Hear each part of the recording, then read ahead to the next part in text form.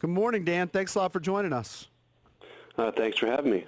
So Boston's a little bit different. It's not just Tom Brady, it's Mookie Betts, but of course front and center is Tom Brady. How has the town taken it so far?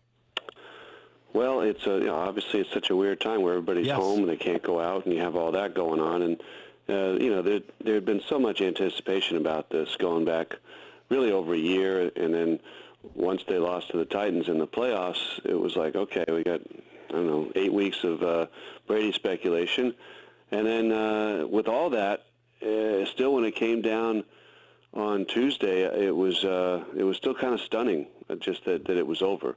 And it was so abrupt, and it was kind of I think people thought it would be like, oh, Tom's going to here, instead of Tom's not coming back to New England. It was a half the announcement, but the half that matters most to the folks here. So we expect he's going to Tampa. We expect that's today, or whenever the physicals are cleared, whatever, we know that.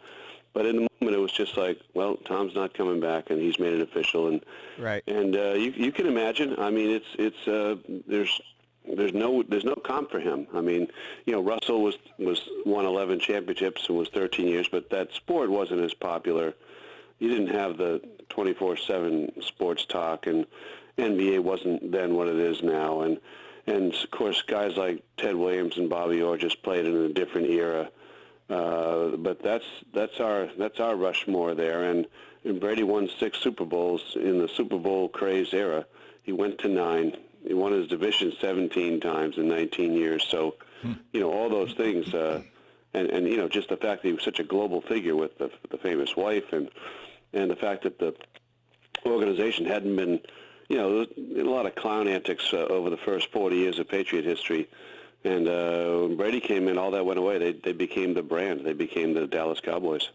What was the breaking point, Dan? Sorry, Eric. What was the breaking point? So, in other words, if Tom doesn't throw that pick against the Titans, they go down, win the game. Even if they lose to the Chiefs in the AFC Championship, is he back, or was the decision already made?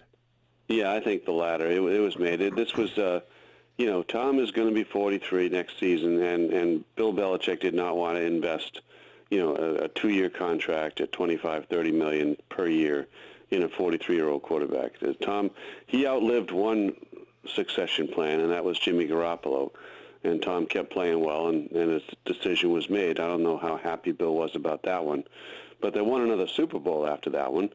So you're thinking, well, this is pretty good. They won 12 games last year. But I think that Bill was ready to move on to the next phase of his life and didn't want to commit the money and the years to a guy this age. And I frankly understand that. They never come out and tell you that's what they're doing. Of course, Bob Kraft's going to say there's no way Tom was staying, et cetera, et cetera. Well, when they don't offer you anything, there's no way you're staying, and that's what we had here. Dan, to the best of, I don't know that this is, this yet, because I thought Tom's camp kept it pretty close to the vest. You're close to the situation, obviously. But when did Tom know it was over? Did he know months ago when he sold the house, when, all of those things, all of those signs that we saw, or did he not know until the very end? Well, I don't think the selling of the house and the signs, those things, because he's going to Tampa. I mean, he's not going to buy a house in Tampa and have his kids go to school there. He's going to be a commuter professional athlete. And so he was getting out of this area, but it didn't preclude him from still being the quarterback here.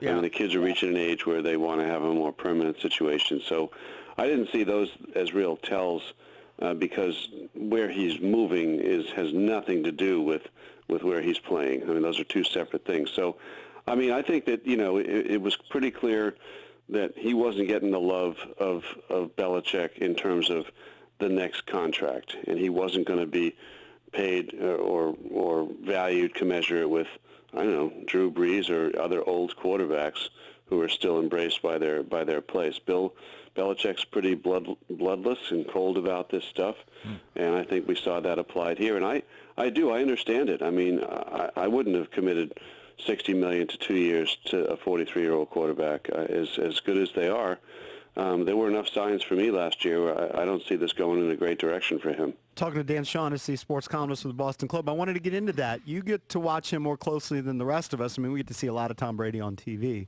Who's kidding who? New England's on TV all the time. Sure. But you get to see pretty much snap in and snap out.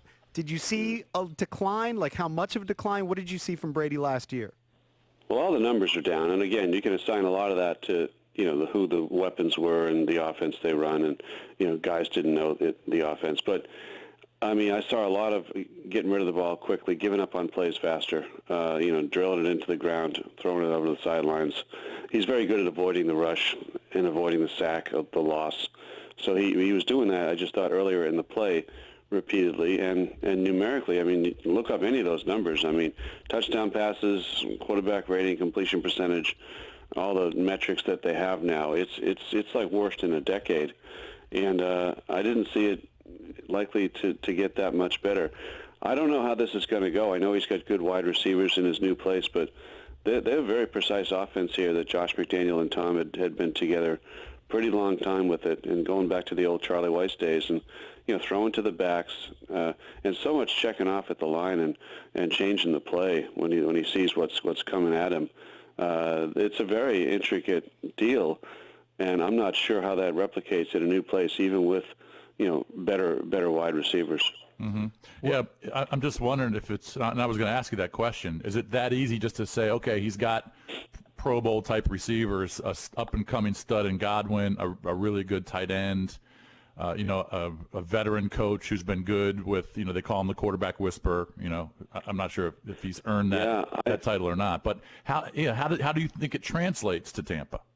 I don't think it does, but I'm not a football guy like a lot of people are. I will say that people have trouble learning the offense here, and that was evident in years when Tom would have a bad year, like last year, and going back to 2006, Jabbar Gabney and guys that don't know where they're supposed to be, Chad Ochocinco, and a lot of the guys they had this year. He didn't have any tight ends this year.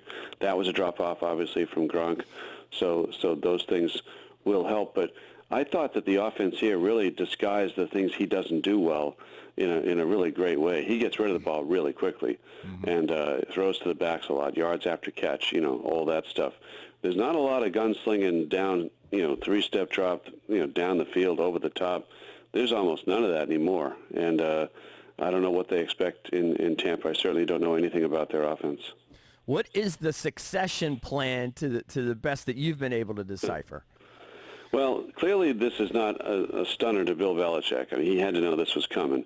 And I got to think he has a plan. I mean, he's just too good at this, been doing it too long. And I think that, there's probably a little bit of a reset here. I mean, they did invest some money in a couple of guys earlier in the week. McCourty and Slater were re-upped, and one of the old linemen was re-upped. But they also, there's been a bleed. I mean, 3 linebackers are gone. Guys like, Collins, Roberts, Van Noy, I mean, guys who were playing a lot for them. So I don't know I think that there's quite a bit of confidence on Bill's part that he can beat the Jets, the Dolphins, and the Bills just by showing up, and that's going to be harder now, but, more of a challenge. They have won the division 17 out of 19 years, and that's always with Brady. But I still think that he's such a better coach than the people in the other 3 markets, and generally they get by with that. So Jarrett Stidham is the guy who's here. His career to now is very much like Tom Brady's was to his second year, which is, low round pick, doesn't play his first year, but they keep him, and then he gets the job, and that's what Stidham. And he's not going to be Tom Brady, but maybe Bill sees something there, and maybe that's it, or maybe he's going to go trade for Andy Dalton. I don't know. I mean, a lot of guys are getting snapped up and ended up in their next place. So certainly, we were talking about Bridgewater and stuff like that. Those things are all gone now. So I don't know what the plan is beyond Stidham. I wanted to transfer it to baseball here for a few minutes, Stan. We've been talking about it all week and last week. I don't believe we're going to see any of the team sports until the NFL. That's just my opinion. I don't think we're going to see baseball. We might, but what's the point? But I was thinking about this. It's kind of sad for Nats fans here in D.C. because I don't think they're not going to be able to see the banner raised or hung, and the ring ceremony was supposed to be April 4th. We're not going to see that, certainly not before the All-Star break. And then, I was thinking about the Astros. Man, they really luck out on this because they were going to get hammered. And Red Sox too. They were going to get hammered all year with the fans. We saw it in spring training, and now everyone's forgotten about that. Now I'm sure when baseball comes back, if it comes back next year, I think they really luck out. But, what's your opinion of how that all falls out? Yeah, I think everything you just said is true, and I think that is sort of a forgotten aspect of the totality of what's happening right now with the virus. Is that, like you say, no one's really mad at the Astros anymore. People are just trying to survive, and when baseball does come back, it's diluted a little bit. Doesn't have quite the urgency to it to go out and boo the Astros. And the Sox, trading Betts, there's a lot of anger with the fan base here and giving up on the season. Well, they may have given up on the right season because it's like you say, either no season or a really abbreviated season or sort of a artificial season. And maybe the Sox picked a good time to have a bridge year and give up on their usual push to get into the playoffs. So those things are, kind of ancillary factors. I mean, I think in our market, Chris Sale probably needs surgery. Let's go. Just do that now. Right. I mean, all kinds of things to just buy time. But, it's hard to get too deep into those conversations now because there's just so much unknown. But I can't disagree with anything you said to tee it up. Dan, let me ask you this, and I don't know the answer to this. You may not either, but Mookie was going to be a free agent, play the last year with the Dodgers, and then become the free agent. If they don't play the season this year, does he lose that year, or is he going to be a free agent when they come back next year? How's that work? If they don't play the season, I mean, again, I don't know the answer to that. I would still think, I don't know, like service time. If there's no season at all, I would assume you just pick up where you left off and everything resets and you start the service time next year. But then if you have a month-long season, I would think that's your season, and you've used it up. Again, we're probing into the outer limits now where I don't know. Right. Dan, really appreciate the time and insight. That's Dan Shaughnessy from the Boston Globe. Stay safe, buddy. Thanks, guys. Take care.